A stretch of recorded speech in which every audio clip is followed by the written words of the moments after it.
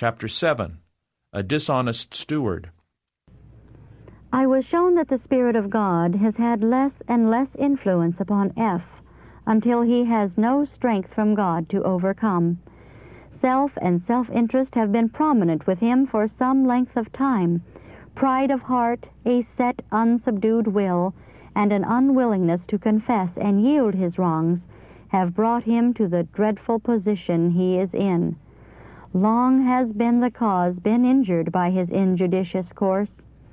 He has been exacting, which has encouraged a spirit of fault-finding in the church. He has been severe where it was uncalled for, and has lorded it over those upon whom he dared to exercise authority. His prayers and exhortations have led the brethren to think that he was a devoted Christian, which has prepared them to be affected by his wrong course. He has been notional, and his oddities have had a bad influence upon the minds of many. Some have been so weak as to imitate his example. I saw that he had done far greater injury than good to the cause. Had he received the instruction given of God and been corrected, he would have obtained the victory over these strong habits and besetments. But I saw that he had so long let these habits control him that the strong foe has bound him. His deal has not been correct. Dishonesty has been gaining upon him, and he has taken from the treasury means that he had no right to, and has used it to his own advantage. He has considered that he had better judgment in disposing of means than his brethren. When means was placed in his hands to be applied, and the giver named the individuals who were to receive it, he has acted from impulse, taking the liberty to apply it to suit himself, instead of carrying out the wishes of the giver, and has used what portion of it he saw fit for his own benefit. God has frowned upon these things. A dishonest course has been gaining upon him. He has considered that he was the Lord's steward, and could apply the means even of another as he saw fit. Every man is to be his own steward.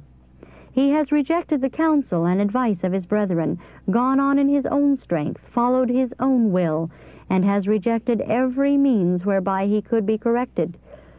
When he has been reproved, the manner or the person has not suited him, and the way for reform has been closed up.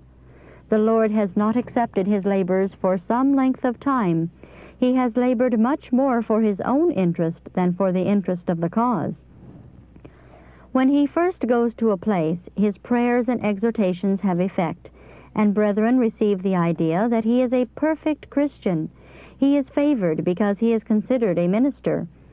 But as they become acquainted, how they are disappointed to witness his selfishness, fretfulness, harshness, and oddities.